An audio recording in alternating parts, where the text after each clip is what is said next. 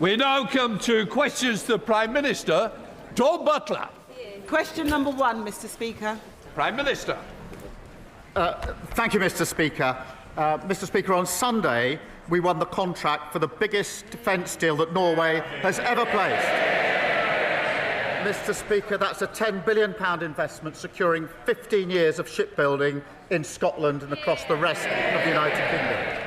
Mr. Speaker, one day later on Monday, we launched 30 hours of free childcare for working families.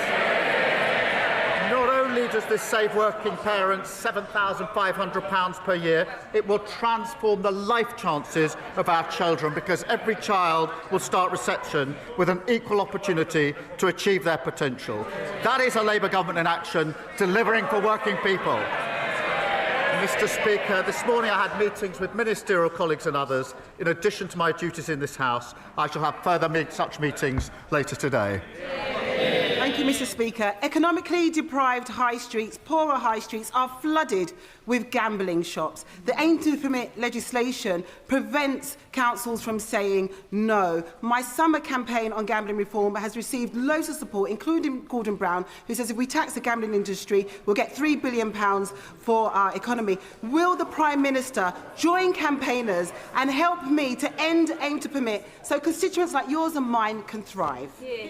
Prime Minister. Well, can I thank her for her question? It is important that local authorities are given additional tools and powers to ensure vibrant high streets. We are looking, Mr. Speaker, at introducing cumulative impact assessments. These are like those already in place for alcohol licensing. We will give councils stronger powers over the location and numbers of gambling outlets to help create safe, thriving high streets. Leader of the Opposition, Kemi Badenoch. Thank you, Mr. Speaker. Mr. Speaker, I know the whole House will want to send our condolences to the family of our former colleague, David Warburton. I also welcome the fact that the Deputy Prime Minister has referred herself to the ethics advisor. She has admitted she underpaid tax. So why is she still in office? But there is not just a crisis at the very top of his cabinet, Mr. Speaker. There is a crisis brewing for the whole country. When was the last time the cost of government borrowing was so high? Prime Minister. Well, Mr. Speaker, can I join her in her comments about Mr. Warburton? I think the whole House would unite on an issue such as that. In relation to the Deputy Prime Minister, she has explained her personal circumstances in detail. She's gone over and above in setting out the details, including, Mr. Speaker, yesterday afternoon, asking a court to lift a confidentiality order in relation to her own son. I know from speaking at length with the Deputy Prime Minister just how difficult that decision was for her and her family. But she did it to ensure that all information is in the public domain. She has now referred herself to the independent advisor. That is the right thing to do. But I can be clear, I am very proud to sit alongside a Deputy Prime Minister who is building 1.5 million homes, who is bringing the biggest upgrade to workers' rights in a generation, and who's come from a working-class background to be Deputy Prime Minister of this country. Mr. Speaker, on the question of borrowing costs, they have risen across the world, as the Leader of the Opposition well knows. We are driving them down by getting debt down. That is hardwired into our fiscal rules. Those fiscal rules are non-negotiable. But, Mr. Speaker, I'm not going to take lectures on the economy from the party opposite, who crashed the economy, mortgages went through the roof, and a record fall in living standards. Mr. Speaker, I'm not sure we would have heard all that sympathy if it was a Conservative Deputy Prime Minister who was being attacked. I remember when the Prime Minister said that tax evasion is a criminal offence and should be treated as all other fraud. If he had a backbone, he would sack her. But let's get back to the issue of borrowing. He did not answer why it is so high. Conservatives left him the fastest-growing economy in the G7. Under him, the cost of our borrowing is now higher than in Greece. Why does the Prime Minister think this is? Minister. Mr. Speaker, if it had been the party opposite, there wouldn't have been the accountability that there now is in place, because they spent years and years avoiding it. And she makes her claims about the economy under their watch are about as credible as her place at Stanford University, frankly. But, Mr. Speaker, She leaves out of account because she wants to talk down the country. We've got the highest growth in the G7. Those figures, I look forward to her getting up and welcoming that. 5 interest rate cuts in a row. And of course, Mr. Speaker, £120 billion of investment in the first year of a Labour government. That is a record. Kemi Badenoch. It's a terrible record, Mr. Speaker. I stand by every single thing that I have said. He cannot say why borrowing is higher under him. I will tell him why it is higher. It is because the Chancellor changed the fiscal rules so she could borrow record amounts. She maxed out the country's credit card, and that has pushed up borrowing costs. These are their bad choices, Mr. Speaker. Mr. Speaker, former members of the Monetary Policy Committee are warning, and I quote, that we are heading for an economic crash. Why does he think that he is right and they are wrong? Prime Minister. Mr. Speaker, she can't resist. She comes straight back to talk the country down at every opportunity. She doesn't welcome the highest growth in the G7. She could have got up and welcomed that, Mr. Speaker, but no. What about the 380,000 jobs we've created? She could welcome that, but no. What about the 3 trade deals we've got? Not only does she not welcome them, she opposes them. And of course, she hasn't welcomed the Norway deal, the biggest deal for shipbuilding in a very, very long time. She should stop talking down the country and get behind the renewal this government is delivering. Mr. Speaker, he is dragging down the country. He is dragging it down. How can he stand there and say that he is creating jobs? Unemployment has gone up every single month under this Labour government. And if he doesn't know why borrowing costs are going up, another reason is that the markets can see that he is too weak to control spending. Now, we are reading that he wants to have another go at welfare costing. What makes him think that they will vote for it this time? Prime Minister. Mr. Speaker, we picked. I think I saw that the leader of the opposition said, I think at the weekend to the Sunday Times, that I think she said this: "I've inherited a gigantic mess and I'm cleaning it up." She said it's very difficult. It's going to take a while. I know exactly how she feels.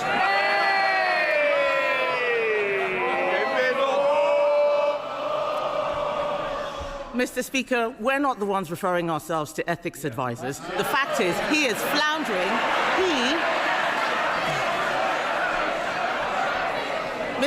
Mr. Speaker, he is floundering. Perhaps he should have a read of the covers of the... Shh. Kemi Badenoch. Mr. Speaker, perhaps he should have a read of the covers... Order. We don't want to start the session with somebody leaving, do we? If somebody wants to volunteer, please do so. If not, I will choose one. They can do the fake chairs as much as they like. The whole country knows what a mess of the economy they are making. Mr. Speaker, it is clear that taxes are going up for everyone, except perhaps the Deputy Prime Minister. I warned before the summer that we would face weeks of speculation about which taxes would be going up. The former head of the IFS says this sort of uncertainty is actively damaging to the economy. And now we find that we have to wait until the 26th of November for a budget. Does he really think the country or the markets can wait that long? Prime Minister. Mr. Speaker, she said they're not referring themselves to the ethics advisors. That's amongst the reasons they got booted out of office last year. And she complains that we're going through the due process for a budget and going through the necessary steps. We tried a budget under their watch without going through those steps. What happened? They blew up the economy. We'll take no lessons from them. This is desperate stuff from the Prime Minister, Mr. Speaker. This week, he had another reset. This morning, the Prime Minister scrapped his 5 missions, and after scrapping his 3 foundations, scrapping his 6 first steps for change, and his 7 pillars for growth, the truth is this man has got no clue, 0 clue. But this is serious, Mr. Speaker. The Prime Minister's incompetence is hurting real people. They're losing their jobs. The cost of everything is going up, from energy bills to the weekly shop. This is a crisis made in Downing Street. Isn't the truth that he is too weak to change course and too arrogant to admit he got things wrong? Prime Minister. I don't know what social media sites she's been on this morning, Mr. Speaker, but I think the chair of the Tory party said that we were the firefighters, this government. Well, in a sense we are, because we're putting out the fires that they created. They were the arsonists. the biggest fall in living standards on record and blowing up the finances. We spent the first year putting out their fires, quite right too. But now, Mr. Speaker, we're delivering on the cost of living. Funded childcare, £7,500 for working families. Free breakfast clubs, opening new schools-based nurseries. That's what we're fighting for, the best start for every child in this country. Paulette Hamilton. Thank you, Mr. Speaker. The Mayor of the West Midlands, Richard Parker, is delivering growth and jobs by backing SMEs like Bogue Toys in my constituency of Birmingham Erdington, which has just doubled in size. Will the Prime Minister join me in praising this success and confirm that boosting ambitious small and medium-sized businesses across the UK remains a key priority of his government? Thank you. Prime Minister. Well, can I recognise and congratulate the businesses in her constituencies? Mr. Speaker, we published our small business plan, which was very well received, includes new rules cracking down on late payments, much long been asked for, £3 billion boost to more business loans and fairer business rate systems to support small businesses. That's why it was so warmly received. Thank you, Mr. Speaker. Sir Ed David, Leader of the Liberal Democrats. Thank you, Mr. Speaker. On behalf of these benches, can I join the Leader of the Opposition in sending our condolences to the family of David Warburton? And I'm sure the whole House will join me in paying tribute to Annette Brooke, who served in this House for 14 years and sadly passed away last month. Annette dedicated her life to public service and serving the people of Dorset, and she is greatly missed. Mr. Speaker, we have all seen the horrifying images from Gaza. The baby is so thin from starvation you can see their skeletons. The bodies of children killed while queuing for water. The emaciated hostages still held captive by Hamas. The Prime Minister has rightly said he wants to stop all that. So when the one man in the world who has the power to stop that comes here to our country on a state visit, will the Prime Minister look President Trump in the eye and urge him to use the influence on Netanyahu and Qatar to make it stop? Prime Minister. Can I join him on his comments about Annette Brooke? And also in his description about the horrifying situation in Gaza, and it is horrifying. We're looking at a man-made famine on top of everything else. And that is why we're expending so much of our time with partners seeking to bring about a ceasefire, to get humanitarian aid in at pace, to get the hostages out, and of course to put forward a peace plan that can actually take us to a two-stage solution. And of course I'll talk to all international leaders about that. I would gently say to them that if he hadn't refused the invite to the state banquet, he could be there 2 weeks on Tuesday and speak to President Trump himself. And I'm surprised it's not an act of leadership to pass up that opportunity. Mr. Speaker, I have to disagree with him on that. We are now debating this issue. But here's an issue where I hope he will agree with me. The European Convention on Human Rights is a British creation that protects all our basic rights and freedoms. Rights of children, disabled people, survivors of domestic abuse, victims of horrific crimes, everyone. It protects care home residents from abuse and families from being spied on by councils. But the leader of the Conservative Party and the leader of Reform want to join Russia and Vladimir Putin by withdrawing from the convention. The Liberal Democrats disagree, Mr. Speaker, and so do the majority of the British people. So will the Prime Minister categorically rule out withdrawing from the ECHR or suspending it or watering down our rights in any way? Prime Minister. Mr. Speaker, will not withdraw from the European Convention of Human Rights. we do need to make sure that both the Convention and other instruments are fit for the circumstances we face at the moment, and therefore, of course, we have been, as we made clear, looking at the interpretation of some of those provisions. It would be a profound mistake to pull out of these instruments, because the first thing that would follow is every other country in the world that adheres to these instruments would pull out of all their agreements with this country. That would be catastrophic for dealing with the problem that we're actually dealing with. Eric Campbell. Thank you, Mr. Speaker. Scotland has a proud heritage as one of the world's great shipbuilding nations. On behalf of the defence industry workers across Ayrshire and beyond, can I welcome the largest ever export deal for new warships ever secured by the UK? And does the Prime Minister agree that this shows how, under Labour, we can build on our proud past to secure a brighter future for our shipbuilding industry? Can I thank you for a question? Mr. Speaker, I was very pleased to get the call from the Prime Minister of Norway on Saturday night telling us that the UK had won this contract, beating off competition from the US, from France and from Germany because of the quality of shipbuilding in this country. This is a £10 billion deal, Mr. Speaker, 15 years' worth of shipbuilding, particularly in places like the Clyde. Thousands of skilled jobs in Scotland, and it does show the importance of the defence industrial strategy and the importance of Britain being taken seriously again on the international stage. Mr. Speaker, it comes on top of the record investment in defence that we've already announced earlier this year. Robin Swan. Mr. Speaker, I'm joined today in the gallery by the leadership of the Young Farmers Clubs of Ulster, an organisation and young people who are passionate about youth work, passionate about the rural countryside and passionate about the future of farming and agriculture. Agriculture policy is devolved, but the Prime Minister's agricultural inheritance tax is the thing that has them and young farmers across all the country despairing not just for their future, but the future of food security.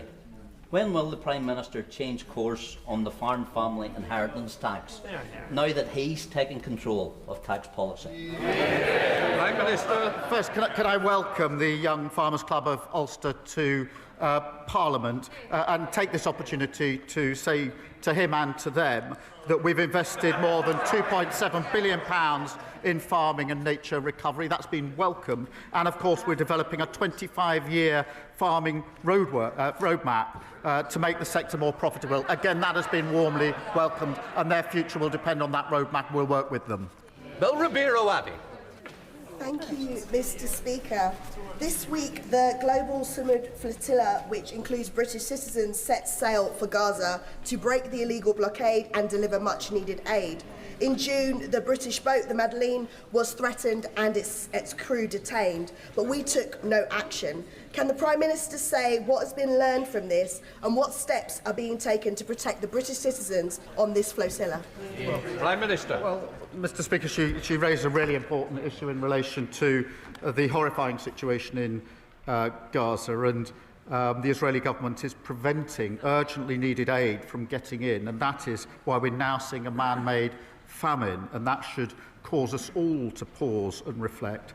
I have to say, we are working with other countries to get aid in by any practical means, but land routes are the only viable and sustainable means of getting aid into Gaza at the scale that is required, and Israel must lift the restrictions to allow aid agencies to deliver the life-saving supplies that are so desperately needed.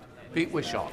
Thank you, Mr. Speaker. So the budget date has finally been announced, and once again, Scotland is some sort of distant afterthought. A budget date left to the 11th hour because they do not know how to resolve their countless counter-bureaucrats. A budget date that has practically wrecked Scotland's budgetary process, leaving it almost impossible for us to pass a budget before Christmas, leaving great uncertainty in Scotland's public services. And you know what, Mr. Speaker? They couldn't even be bothered to notify the Scottish Government, leaving them to find this out on social media. So can I ask the Prime Minister, how is this reset in relationships working out? Prime Minister. Well, Mr. Speaker, he overlooks the fact that the last budget there was a record settlement for Scotland, £50 billion a year. And he talks about the support. We've just won this Norway frigates contract. That is 15 years of shipbuilding in Scotland The First Minister of the SNP has said what about that since Sunday? Absolutely nothing. Absolutely nothing. I know we've got another SNP question in just a moment. Perhaps that will be the opportunity to welcome the deal that we won and the jobs now for Scotland. Well done, McAvoy. Thank you, Mr. Speaker. Prime Minister, last year my online safety forum of children and young people from every secondary school and college in Darlington found that 71% of our Year 10s and 12s had been contacted by a stranger online. A shocking failure that our Online Safety Act will hopefully prevent going forward. Will he join me on calling on the member for Clacton and all opposed to this vital act to pick a side? Are they with us, parents and child protectors, or are they with the predators harming our children online? Prime Minister. Well, Mr. Speaker, of course, the honourable member for Clacton is not here representing his constituencies in the House that he was elected to. No, he's flown to America to badmouth and talk down our country. And worse than that, Mr. Speaker, if you can believe it, he's gone there to lobby the Americans to impose sanctions on this country which will harm working people. You cannot get more unpatriotic than that. It's a disgrace. Mr. Speaker, on the question of the Online Safety Act, that protects children from material on suicide, on self-harm and online predators. And Reform say they would scrap it. When their leader was asked, well, what would you replace it with? His answer, there needs to be a tech answer. I don't know what that is. Well, you can't run a country on don't know answers. Dr. Kieran Mullen. Thank you. Mr. Speaker, I'm sure, like me, you got to enjoy everything UK hospitality has to offer over the summer, and 15 local pubs received nominations as part of my Community Pub Awards. I visited places like the Bull Inn in Battle, the Castle Inn in Pevensey, the Swan Inn in Darlington, the New Inn in Westfield, and Sigley Working Men's Club. Many of them told me how hard hit they've been by Labour's jobs tax, and UK Hospitality estimates 80,000 jobs have already been lost, and the Beer and Pub Association say a pub a day will close this year. Can the Prime Minister name a single pub landlord that thinks his current Deputy Prime Minister's employment bill is going to help rather than just make things worse? Prime Minister. Well, I hope he paced out the visits to all those pubs and didn't do them all in one go. But look, UK Hospitality has welcomed our small business plan, and that obviously applies to pubs. Yes, they have. And the reason is because it permanently lowers the business rates that they pay, and it tackles late payments, something they've been asking for a very, very long time. They talked about fixing this, but they never delivered. We're delivering. Katrina Berry. Thank you, Mr. Speaker. My constituents have endured 4 major fires in recent months across our community, including the devastating destruction of Cumbernauld iconic St Mungo's Church. Yet the Scottish Fire and Rescue Service is consulting on downgrading Cumbernauld Fire Station, increasing response times and putting lives at risk. Can I ask the Prime Minister to make representation to the Scottish Government to not risk lives with cuts to our vital emergency services? Prime Minister. Well, I think the whole House is sorry to hear about the awful fires that her constituents have faced, including the destruction of St Mungo's. And I know just how important that church was, Mr. Speaker, to the local community. The Scottish Government have received the largest settlement in the history of devolution. That's £50 billion a year. That should be focused on the issues that matter to her constituency. And I will take this up and make sure that we raise it with the Scottish Government. Stephen Gaffins. First of all, I will refer to my comments earlier in the week since the Prime Minister's research isn't up to scratch. Mr. Speaker, George Reid, who was a former presiding officer of the Scottish Parliament and an MP, passed away over the summer.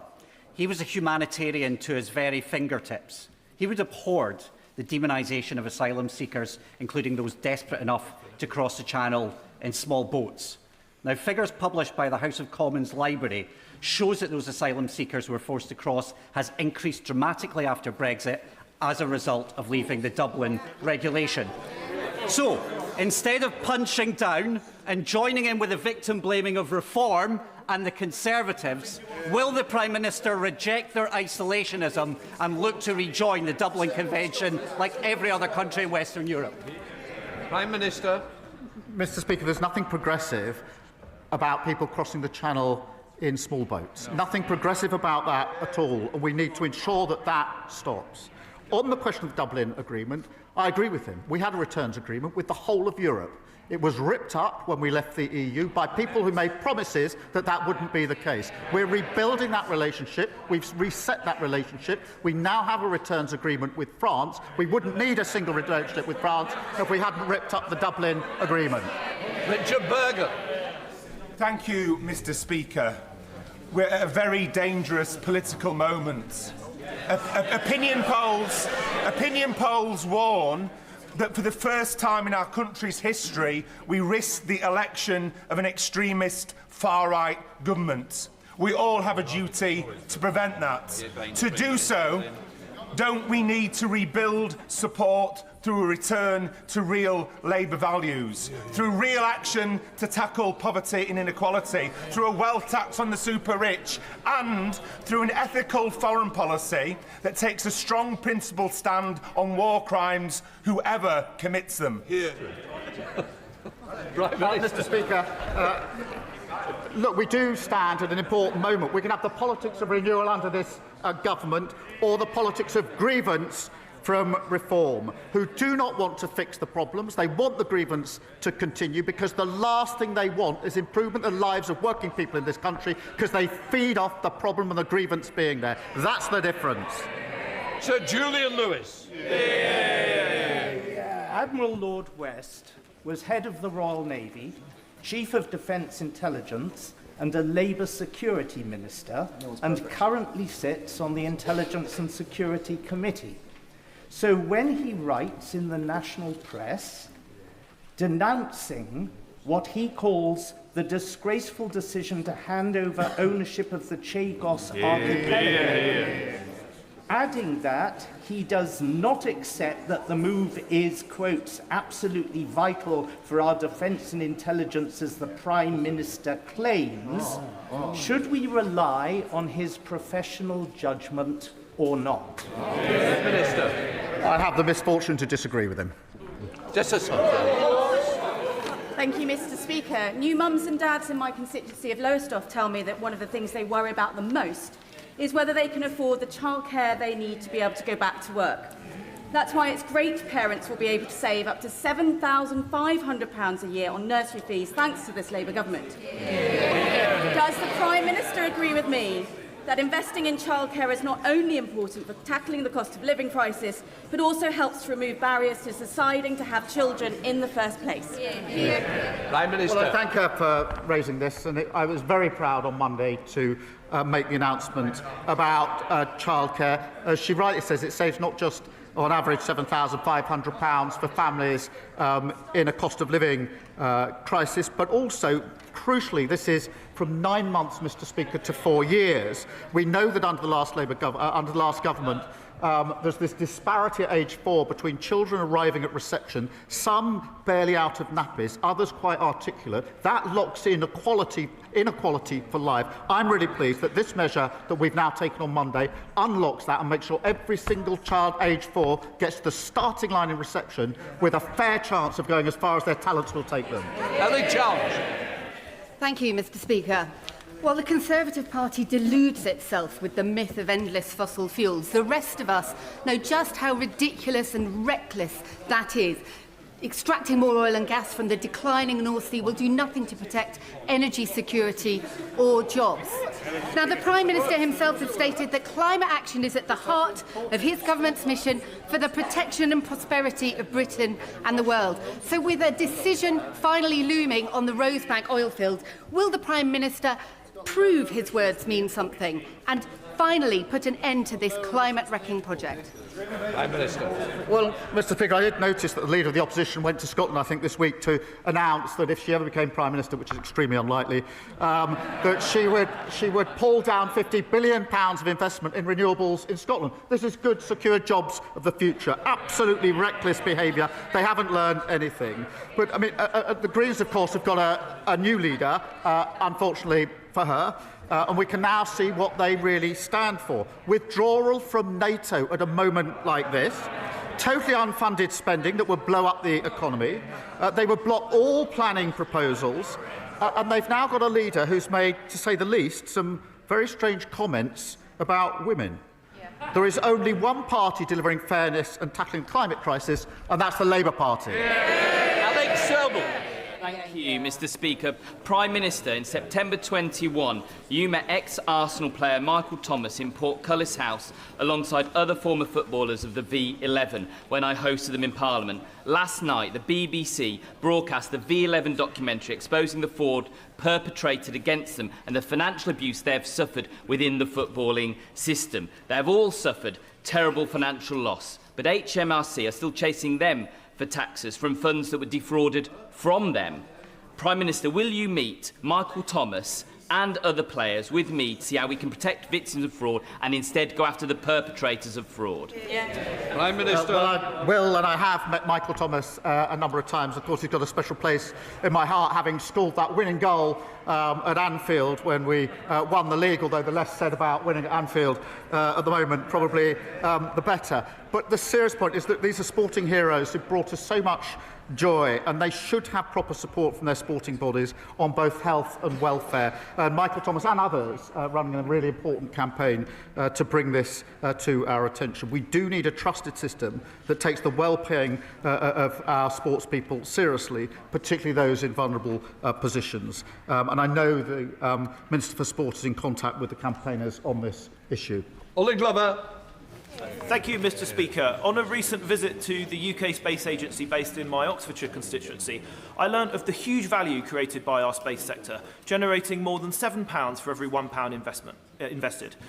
Given his government's decision to scrap the UKSA as an executive agency, will the Prime Minister guarantee its international credibility, its operational independence and its budgets? And will he visit Harwell campus to hear what our brilliant space companies need from government? Prime Minister. Well, I thank him for raising this important issue and reassure him that we do want to keep the huge expertise and knowledge of the UK Space Agency staff, including those that are working in his constituency. We have already secured almost £300 million in contracts from the European Space Agency, and this will cut costs, reducing duplication, so we can really focus on growing this important sector.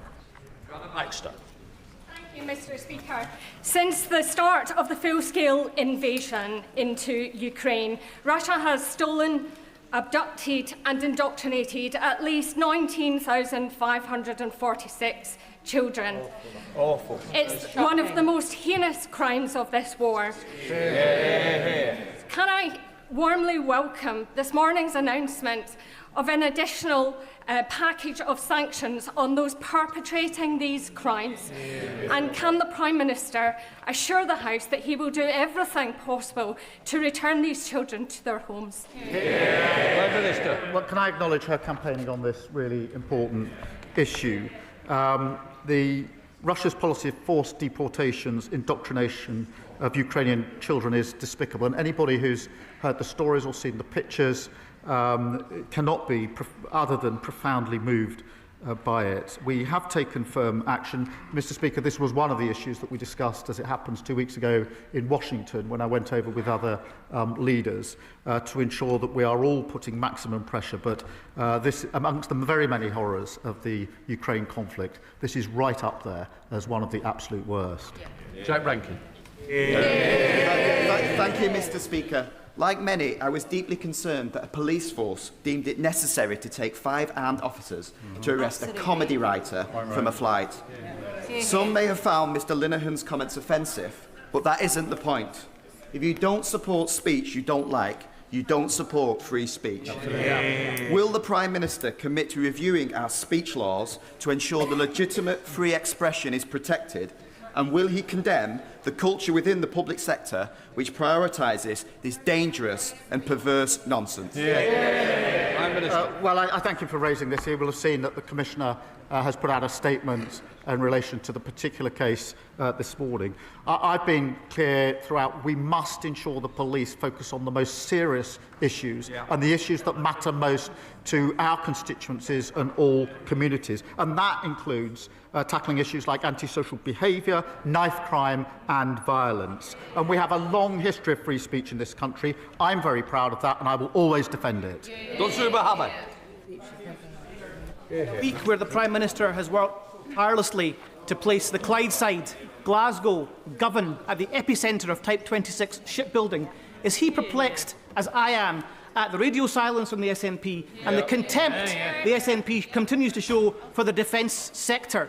And does he agree with me that that contempt is a contempt for jobs, it's a contempt for growth, and it's an 18-year-long contempt for Scotland? Prime Minister. Well, Mr. Speaker, I am perplexed that the First Minister has not welcomed this. This is a massive deal for Scotland. It's 15 years of shipbuilding. I would have expected the First Minister to be holding a press conference to celebrate what we've done in relation to this deal. Those 15 years of shipbuilding, Mr. Speaker, are extremely important to Clyde and very other industries, and they are a reflection of the professionalism and dedication of workers in Scotland that they've shown over many, many years. And I would urge the First Minister to come forward and welcome this deal. Sir John Hayes, final question. I know you will agree, Mr. Speaker, that flags and banners in bringing national pride nourish individuals' sense of worth and nurture our shared sense of belonging. So will the Prime Minister take steps to ensure that across every part of our kingdom, alongside the Cross of St George in England, St Patrick in Wales, St Andrew in Scotland, the Red Dragon in Wales, that our flag is flown on every government and public building, hospitals, schools, police stations, railway stations? For every Briton deserves the chance to see a forest of flagpoles and the flutter of the Union Jack. Prime Minister. Well, can I thank him? And I share his pride in our country's flag. It represents our history, our heritage and our values. And that's why we display it. And I was the Labour leader that put the Union Jack on the membership card for the Labour Party. I'm very proud to do so. It belongs to all of us. We should be proud of it and value it. That completes Prime Minister's questions. Let the front benches turn over.